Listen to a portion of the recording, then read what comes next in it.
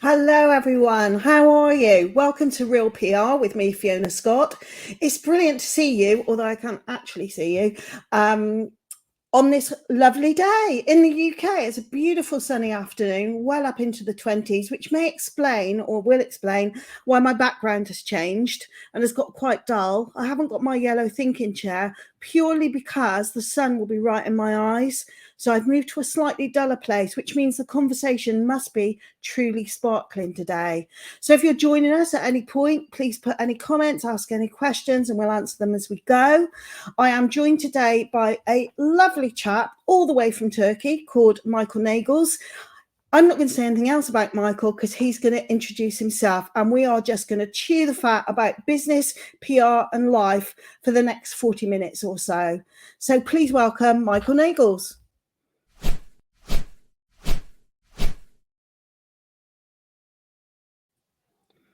A lovely chap from Turkey. What a unique way to be introduced. That's probably a once in a lifetime introduction there. So Michael, tell people where you are. I am on holiday in Turkey. For those of you who know Turkey, I'm in Kusadisi, on the I think it's essentially on the eastern. No, it's on the western end of Turkey, across the water. If you look out this window to my left, you can see a Greek island called Samos, and further over that way is Athens. Just enjoying some proper hot, sunny weather for a few days. Well, I have to say, we're enjoying proper hot, sunny weather too. Yeah, it's always the way, isn't it? When you leave, anytime you leave the UK, the weather in the UK seems to improve. I've never understood it. Maybe it's the Michael factor. Yeah. Michael, tell people what you do. What are you doing right now in terms of your business? Just share that information, please.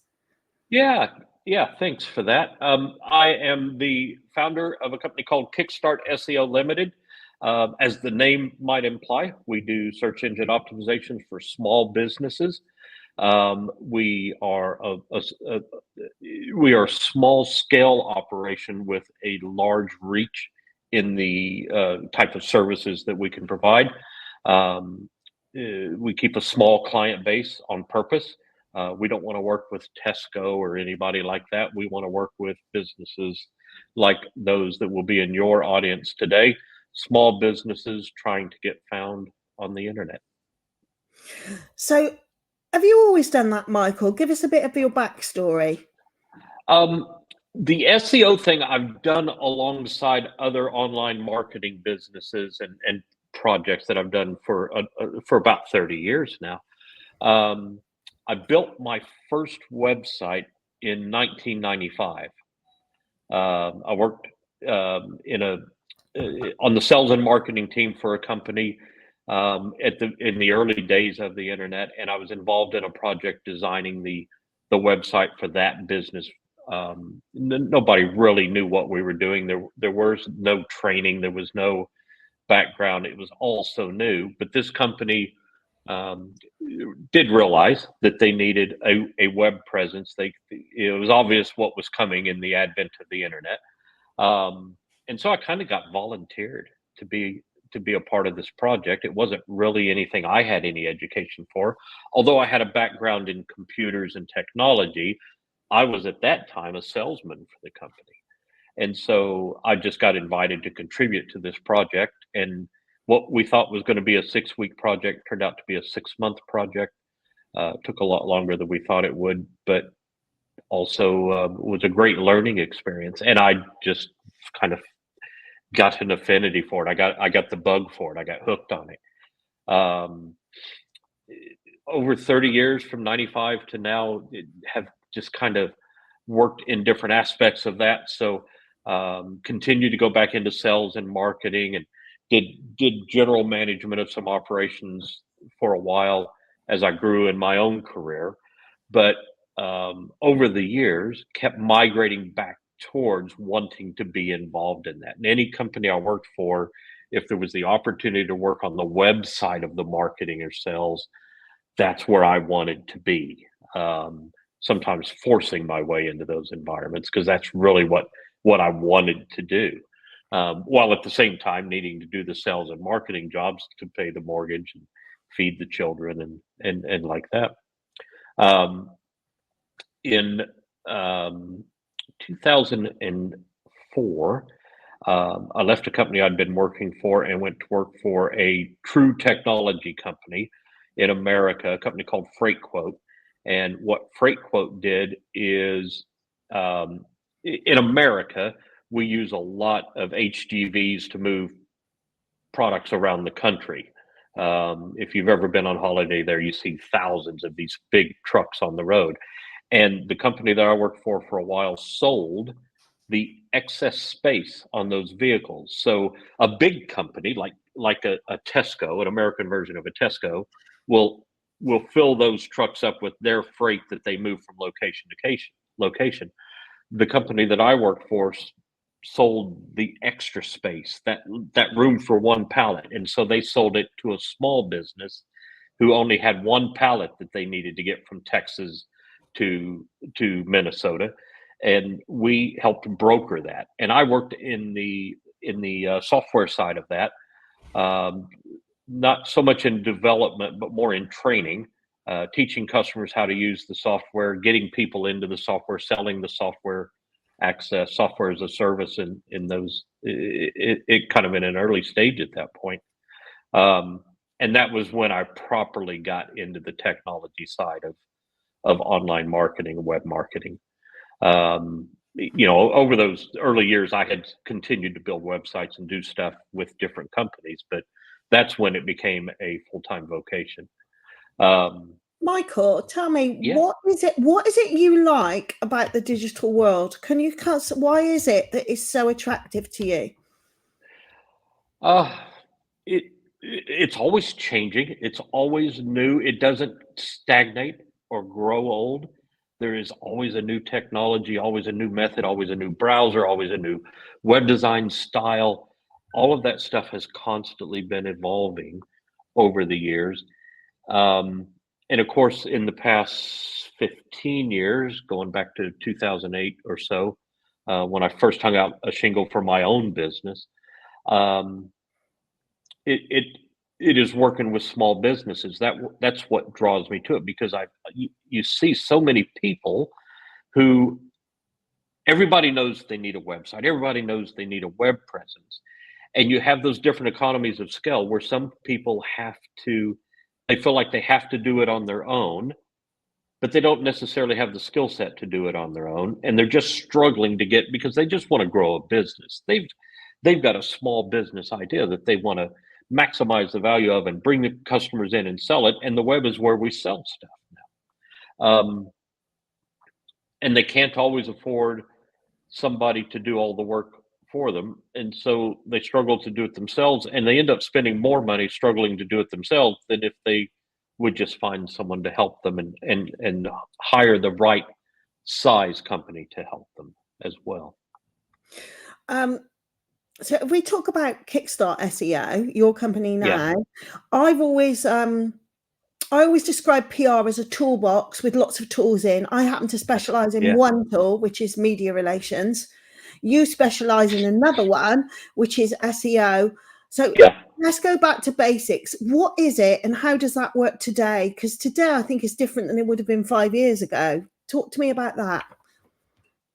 Yeah, SEO, search engine optimization, from my point of view, the perspective of the way I help customers, because SEO is a lot of different things. And there are a lot of moving pieces to it. But it is essentially engineering your website in a way that your website talks to Google in a language that Google, and we use Google because Google's the catch-all for search engines. Anytime I say Google, that could easily be Bing, Yahoo, any other, DuckDuckGo, any other search engine that you want to put in that void. We use Google because Google's a verb. And so it is engineering your website so that your website feeds Google the information it's looking for. And that's the biggest part of the pie. And of course, it's also, there's things with backlinks, social media juice, and content and all of that. But essentially, SEO is making your website talk to Google. And how do you know what Google or any search engine wants? Well, the great thing about Google, specifically Google, is they tell us what they want. Um, a lot of SEO people, I mean, they're as with any industry. I mean, this could be said about cheeseburger makers. Some of them don't always have customers' best interest at mind, and some of them try to make it seem more complicated than it is. And there's a lot of smoke and mirrors in the way that SEO works. But at the end of the day, Google has been good and really been good for about 20 years of just telling you what they're looking for. They provide a lot of tools and a lot of information. Now, it's very consuming to follow all of that stuff, which is why having someone like me or any other SEO company to do it for you comes into play. But Google tells you what they're looking for. They tell you what their expectations are. They tell you what's more important. When the trends change, Google tells you what the new trend is. Sometimes you have to interpret that, and that comes with a little bit of skill. But at the end of the day, it's not rocket science. It is just knowing what the latest guidance is from the search engines as to what they're looking for. And again, Google kind of leads the way. The other search engines kind of follow Google's lead because they've got the biggest part of the marketplace. Well, to give me then, could you, and I know I'm putting you on the spot here, maybe That's give okay. us 3 generic tips for small business or micro business owners, 3 generic tips as to how search engines are behaving today, which might add value for all of us. I know you can't be specific because we run such a huge variety of businesses, but if you could give us like 3 generic tips, that would be helpful. Well, we've all heard the phrase that content is king. And that is absolutely true. The written content on your website is essentially important to your website because it's what Google reads to determine what your website's about. And although content is king, think about the king himself, that royal, the sovereign. They don't rule alone. They've got a staff. They've got people who help them. And the online version of that staff and that royal household, as it were, is things like title tags. And I'll give a little more information behind it, but like title tags, alt image tags, page descriptions, the way you structure your blog titles, things like that. And so content is king, but it's the way you support the king that gets you found on Google. And so each page has to have a title that has got keywords in it and is written properly, and when I say written properly, it's not keyword stuffing, it's not over optimized, which can work as much against you as under optimized can. It's writing page descriptions that tell people who are Googling a subject or a product what your page is about. It's optimizing your images so that people who have accessibility issues and are using accessibility software can see what those images are about if they can't really see the image itself. Having content that can be used with a sight reader where people who have accessibility issues, it will read the content to them. Page mapping, your site map, the technical issues, page load speed, how quickly your website loads. And the reason all of those things are important comes down to one thing, and that is the purpose of Google. And the purpose of Google, the reason, for Google, the Google customer is that person who searches for something on Google. So when I Google golf courses in Turkey, which is what my my history is full of right now. When I search for golf courses in Turkey, Google's job is to return to me the most relevant answers to that search string. And so your website needs to be set up and optimized in a way that will feed Google that information, so that if I search for golf courses in Turkey, it drives me to you. Right, I think I've got that. We've got a question. Chris has asked, Oh, how often should we revisit our SEO as a company? kind of depends on how often you add new content. If your website is largely static, which it shouldn't be, a website should be a living, breathing part of your business.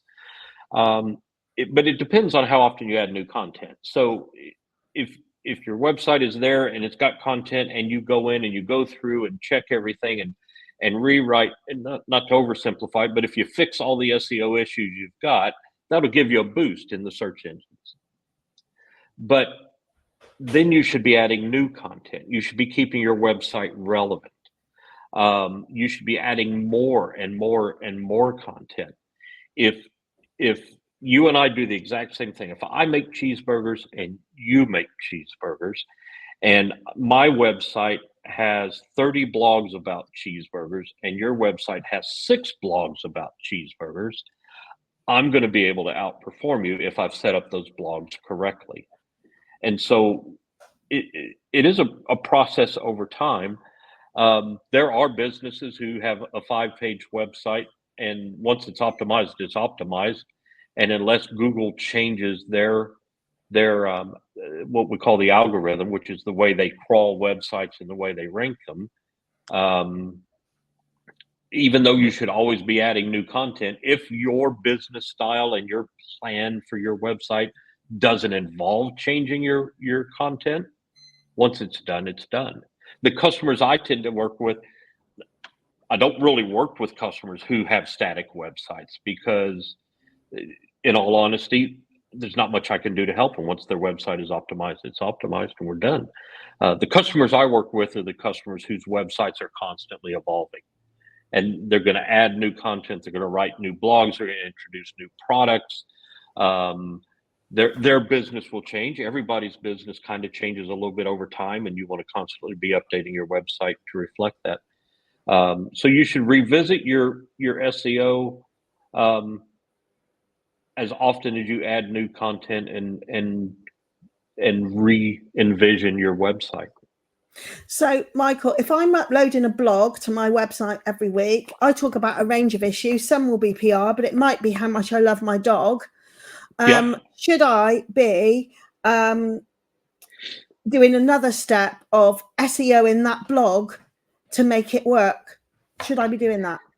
Yeah, there's a few things you can do. If you upload a blog article, you want to actually optimize that article.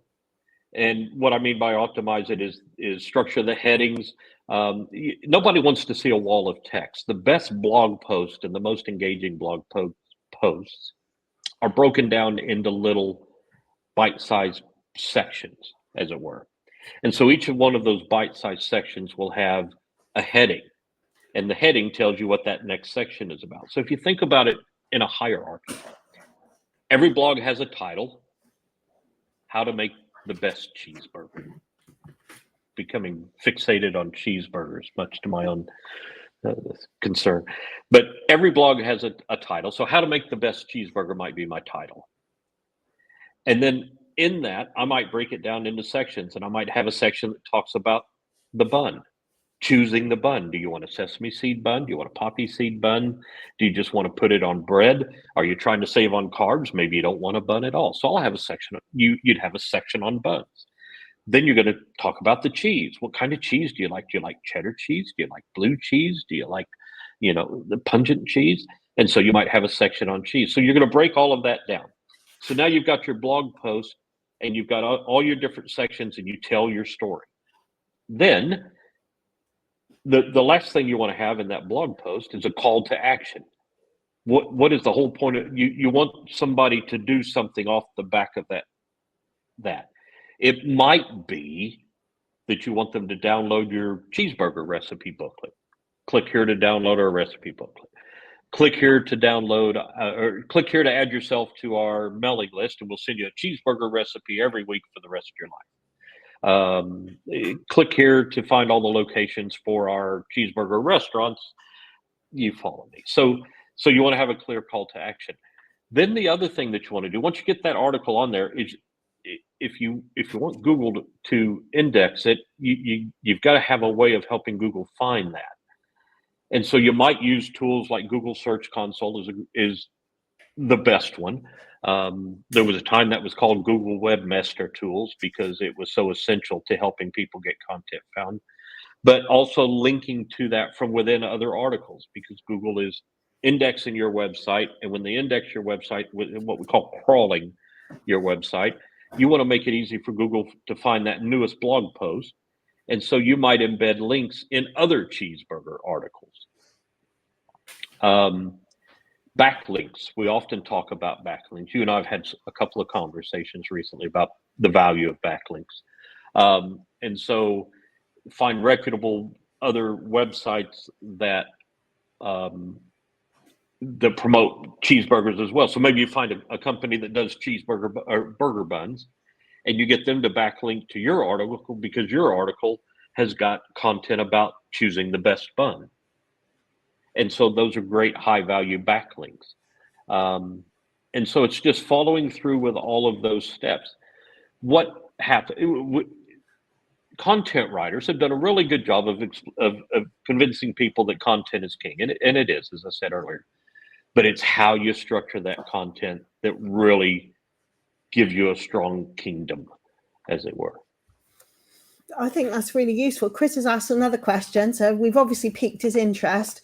How do you make images, video, audio SEO friendly or help us to be found? So how do you do that? Again, you can optimize you can really drill down right to each one of those little elements. So I talked a little while ago about images and putting alt text tags. So what alt text is it's basically a little description of what the image is. So on your website, you'll have your logo. And so if it's Fiona's website, it's going to say Scott Media logo. That would be an alt image tag so that it can be read. And you can do the same thing with video, depending on how you have your video in your website. The best way to have video in your website is through a third party like Vimeo or YouTube. You put your video on their website, and then you embed it in your website. Well, each of those websites, Vimeo, YouTube, and there are others, let you optimize the video through their platform to help tell people what that video is.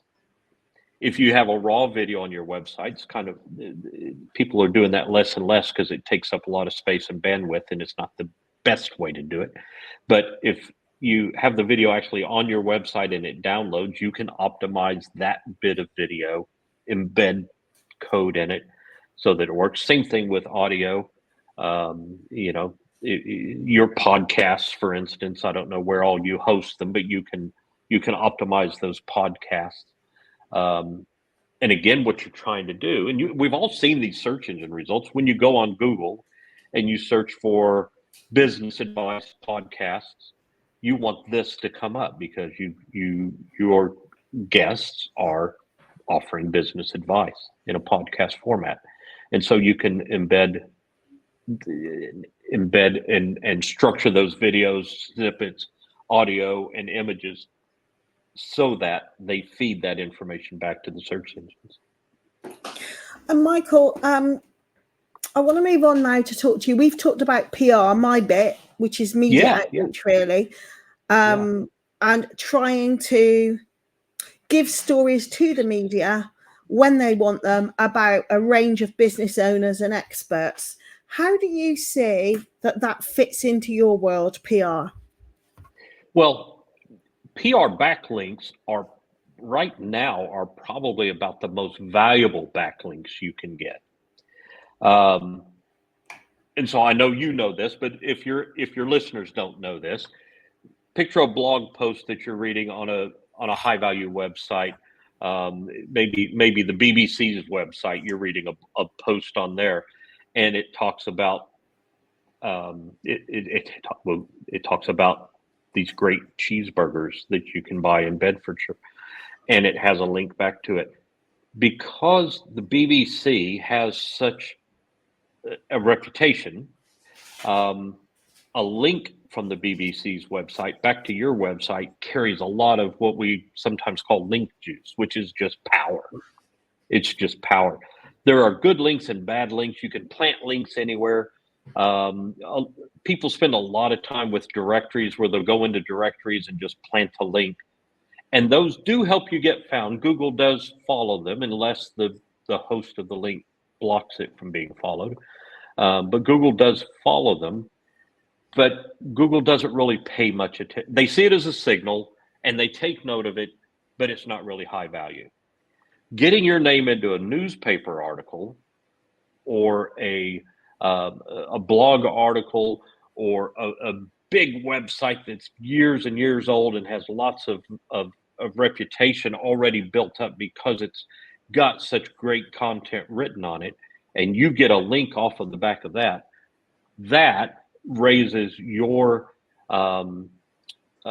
domain authority, I guess is the best way to put it. So domain authority is a measurement of the reputation of your website.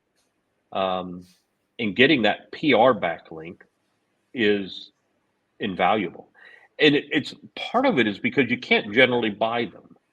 You have to earn them by having a good reputation. Backlinks come up quite a lot in my world, Yeah, Michael, and I always say to clients, if you get a backlink from any provider of news or any credible source, say thank you, but don't expect it. The amount of times I've had techie companies who are working with clients of mine who try and get the client to persuade me to go back to every journalist I've ever dealt with and ask for a backlink on the website, say the Daily Mail, or it might be the Sun. I've had someone in the Sun this week, or it could be even your local paper, because they're usually still high domain authority sites. And I always explain that you can't do that. And increasingly the media are charging for backlinks because they recognize the value of that. Have you come across that, of companies trying to persuade people to go back and add backlinks to things that are backdated? Yeah, and Google has even started asking that those paid for backlinks be tagged. There's a way that you can code a backlink as no follow or sponsored are two of the most common. And Google is actually starting to say that they want to know if a link has been paid for by putting that sponsored backlink tag on it. And that's not something that most of your viewers will have to worry about. It's not something most website owners would have to worry about. But people get excited when they plant links in different places. What they don't often realize is a lot of those links are being tagged as what's called no follow, which is where the website owner is telling Google, here's a link, but we don't want it attributed back to us. Don't follow it. And Google decides whether or not they want to follow it. They'll still follow it as an indicator that a website or a bit of content exists, but the way that they value it in your ranking strategy or your backlink strategy is a little bit different. And Google's going through a change of heart right now, because backlinks have been a big subject for a long time, but they're going through a change of heart now as to how they view backlinks. And even on their own website, I spoke earlier that they offer a lot of guidance to web designers and SEOs. They used to say on their website that backlinks are a very important part of any SEO strategy. And about 8 weeks ago, they removed the word very from that guidance. And now it just says backlinks are an important part of any SEO strategy. And in SEO circles, it's expected that even the backlinks are going to be downgraded even further. Some of that goes to the advent of AI, something called search generated. It's hard to get your tongue around. It's hard for me to get my tongue around. Search generative experience, which is something you'll hear more and more about as we get into next year, because it's the way that Google will use AI to generate search results. And it'll have a big effect on a lot of websites, not necessarily small businesses, but it's websites with a large number of backlinks and a lot of deep, rich content will get caught up in this new way of displaying search engine results on Google. I noticed I blog on a platform called Medium, which you're probably aware of, and I noticed recently they sent out a note to say they were going to start crawling all of their content for all of their bloggers to make sure that none of the blogs were AI generated. Now, I don't use AI. I'll use it for ideas, but I don't use it to write content. But I do think that's going to be a thing that we're going to see more and more of in the future, of content being tested. That's interesting that they've said that. It shows kind of a short, and this I may get myself in hot water for this, but so what I'm about to say is purely an opinion based on education. AI is a part of content creation that is not going to go away. And I think it's a little short-sighted if they're going to start blocking AI generated content. What Google says is that they are quite happy to have you use AI to generate content. They just want to make sure that you humanize that content. And that is the most important part of where we are, because AI is, as I said, it's not going to go away and it's going to continue to evolve. And it is a great tool, but you cannot take people out of that mix. If you just put in a few prompts into ChatGPT or Jasper or any of these AI generators, if you just put in a few prompts and you generate a post, and you take that post and you copy it, paste it into your blog, and go on your merry way, that's the wrong way to do it. You need to go through that content that's generated and add your own personal experience, your own insight into that. AI is a great way to generate content. It's a great way to get past writer's block. I tend to use AI. I'll take 5 or 6 bullet points, and if I know what I want to say, I'll put 5 or 6 bullet points in, and let AI generate the outline, and then I'll take that outline and use it to develop my written content. So AI plays a part. If there's no other reason for your viewers to believe that AI is a valid, useful, and appropriate tool for generating content, it's the fact that Google is developing an AI tool. Yeah, so, I went to a talk by Google last month, and I find it very interesting. I think these things always find their balance, and that we fear them too much. So I'm not against it at all. I mean, in my sector, particularly with writers, there's a lot of fear about it, deep fake and things like that. But I think over time, we'll get pretty savvy to that. I've had some clients that have sometimes sent me information for a press release, and I can spot it a mile off because it doesn't sound like them. No, it doesn't sound natural. And that's what I meant. That's what I meant when I said humanize it. Take that content and improve on it. Even if it's as simple as running it through a tool like Grammarly, and going back and adding real world experiences. And also the fact that the content on your website should be content that's relevant to your business and is content that you know something about. Because if you own that business, you know what you have the subject matter in hand for that business. And so read that content and make sure that it passes the test. That's going to represent your business. Where people, like I said, are going wrong is they're using the boilerplate AI content that ChatGPT might create, which is often wrong on some subjects. Yeah, it is. But I wanted to talk to you, Michael. We've talked about this. Do you think there'll come a moment where SEO can be used to bring journalists' wishes or their asks, if you like, when they're looking for something, to bring that to people, to your clients, to my clients, where SEO could be used to bring journalist requests to you? Well, yeah, we're working on something right now.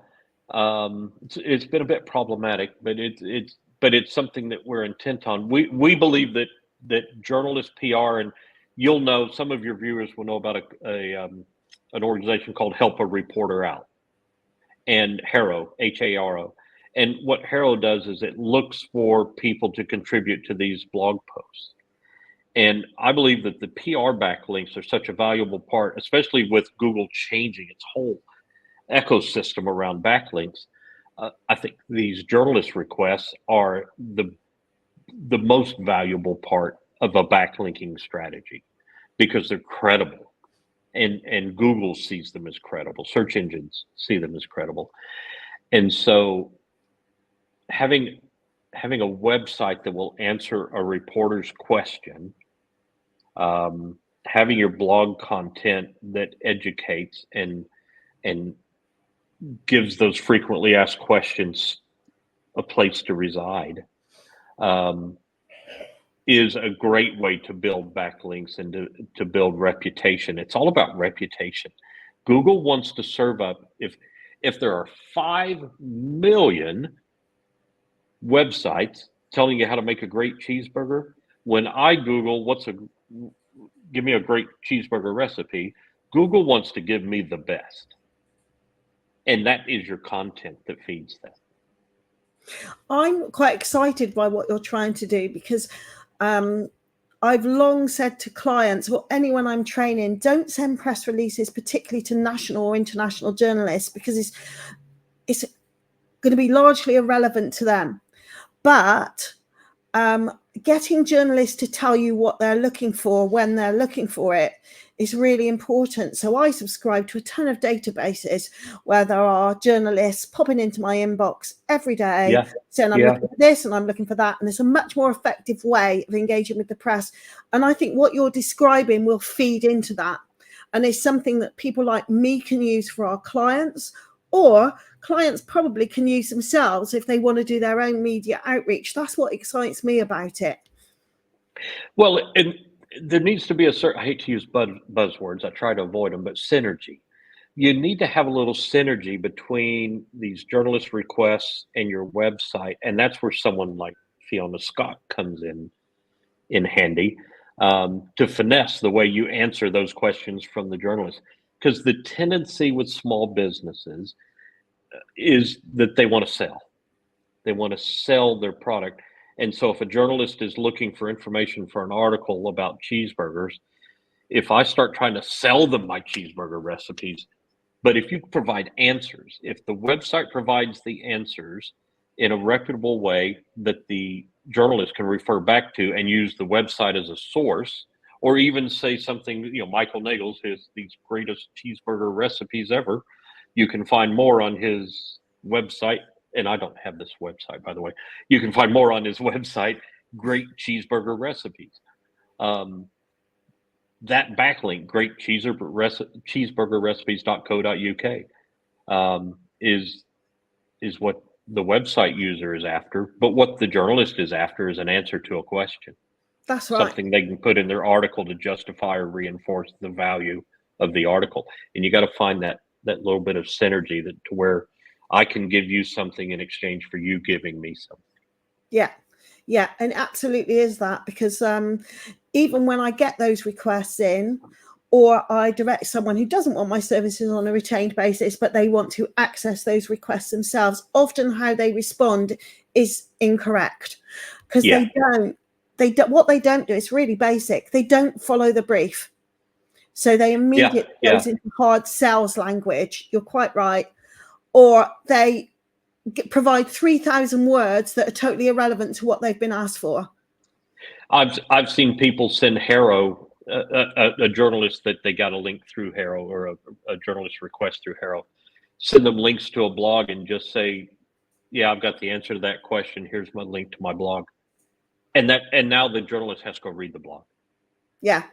And so journalists, if if you respond to those, and I'm telling you how to suck eggs, I think, but if you respond to those in a way that makes the journalist's life better, that's what most of us are looking for on a given day.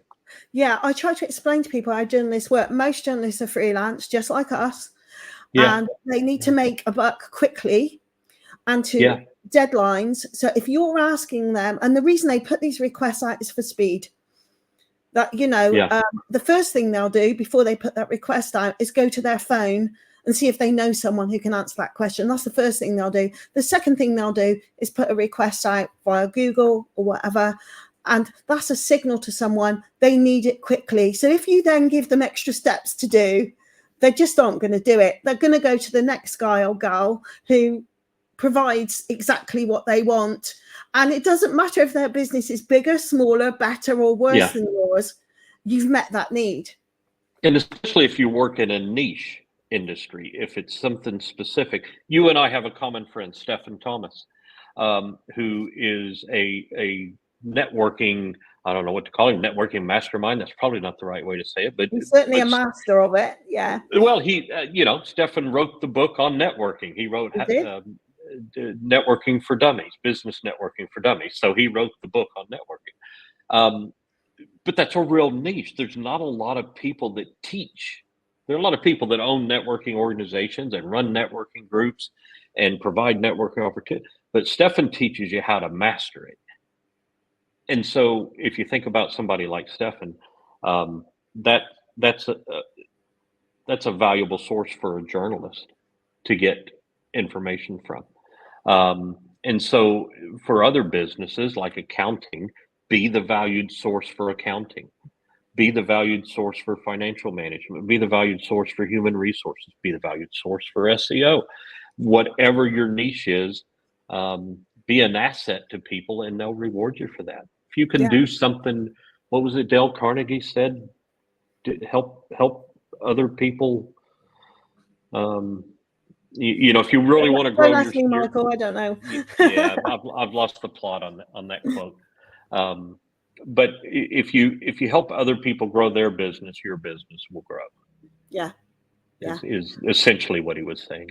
There is one question I have to ask you that I know people who are watching right now or who watch later will be thinking, Fiona hasn't asked Michael where he came from and where he lives now and how he got here. Yeah, So I need to ask you Well, that because you mentioned Bedfordshire, but you clearly didn't probably originally come from Bedfordshire. So give us a bit of your geography. It's a long and sordid story that goes back 40 years. Part of the reason we're in Turkey this week is my wife and I are celebrating our 39th anniversary, which is, and also 40 years of actually knowing each other. So we knew each other for a year before we got married. I'm almost a gypsy anymore, and the older I get and the further I get from my roots, the more people saying where are you from gets complicated because where I'm from I haven't lived in 25 years. My family is from the South. We spent a lot of time in places like Texas and Georgia. I'm sorry, Tennessee and Georgia when I was growing up. We spent a great deal of time in the Midwest in Kansas City. My wife and I met in Germany. I lived in Germany for 7 years after we got married. I was in the American Army for 10 years and moved all over the place. I was in the business world, and the companies I worked for moved me a few times. More and more, the place I'm from is actually Bedfordshire because that's about to become the place I've lived the longest out of my nearly 60 years. If I win the lottery tomorrow and we get the money to buy a second house somewhere, that second house in America would probably be in Texas and probably out in the Texas Hill Country, because that's the place of all the places I've lived and grown up and been raised. Texas is a place we call home, but we have a real affinity for Kansas City as well. I've got family in Kansas City, and I spent a lot of my childhood in Kansas City. My my mom liked to move around, and then when I grew up, I moved around, and then I married, and we moved around, and like I said, we're not far off Bedfordshire being where I'm from, because that'll end up being the place I've lived the longest now that we've kind of I guess settled and I don't know, grown old. that voice of yours just says the South to me. But interestingly, only a couple of weeks ago, I interviewed a couple that have developed a connection with Wiltshire, where I live. And they come from a place in Texas, which I just love the name of it. Dripping Springs, it's called. Oh, I know Dripping Springs well. I've spent a lot of time in Dripping Springs. It's in, a moment ago, I mentioned the Texas Hill Country, and Dripping Springs is in the Texas Hill Country. I know it very well. It's kind of sandwiched between San Antonio and Austin, in just a really beautiful part of Texas, and great culture, great food, great atmosphere. They have a ranch there called Camp Lucy, I think it's called. Look it up. Anyway, I will look it up. I'm desperate. I'm desperate to actually find an excuse for them to have to take me out to Dripping Springs, just so I can just have a sign, me by a sign that says Dripping Springs. Yeah, Dripping Springs is up the hill, essentially from a town called Wimberley, Texas, which is a great place to go. And what we used to do is we would take these big tractor tires, inner tubes, the rubber inner tube from a tractor tire, fill it up with air, put it in the river at Dripping Springs, and you basically just sit in this inner tube and float down the river. Oh, that's amazing. Yeah, I mean, and you do it on a day when it would be 45 degrees centigrade, 100 degrees Fahrenheit. You'd get a cooler and fill it with ice and beer, because it was styrofoam and air would float, and you just tie the cooler. Oh, you're taking me back. I was going to say, I didn't expect to be talking about that. I was attacked by a turkey. Yeah, I was attacked by a turkey in Dripping Springs. It's just come back to me. Yes, a turkey literally chased me down in Dripping Springs. We've gone full circle, Michael, from turkey to turkey. I hope you realise that. Hey, see, well done. That's a masterful interviewer that can. Yeah, that is absolutely. I mean, it wasn't a pure coincidence at all. That is the best segue I've ever been involved. Yeah. Right, we're going to end now. Thank you, Michael. Thank you so much. Just let anyone who's listening to this or watching this on Catch Up, how can they find you? Kickstartseo.co.uk is our website. My name is Michael Nagles. It's there on the screen. I'm easy to find. I'm not a social media maven, but I am on social media. If you look for me on Facebook or LinkedIn, you'll find me there. I'm happy to connect with anybody. You can find me. You can find me if you look for me. I'm out there, but through my website or Michael at kickstartseo.co.uk is my email address. Just send me an email and say, hey, I saw you on Fiona's show and I've got a question. So brilliant. I am happy to give free advice. Brilliant. There used to be a saying that people had to pay me to shut up, but that's... So if you ring Michael for free advice, you're going to be having a chat about all sorts of things in the end. We may, as you've seen from this interview, we may wander a little bit. That's all right. I'm a wanderer. Not all who wander are lost. That's right. That's right. Michael, thank you very much indeed. Thank you so much. It has been my pleasure. It's good to see you. Thanks for spending time with me today. Oh, no, thank you for giving your time up on your holiday. I really appreciate it. Oh, it's my pleasure. And thank you to all of you who are watching now, who are watching later. Come and join me next month. I'll tell you who the guest is going to be quite soon. Keep an eye on all my socials. And I hope you've enjoyed today's show. I hope you've got some hints and tips and you've taken some notes. You know how to contact Michael if you need to, or contact me if you've got any questions about PR. Thanks so much. And please join me next time.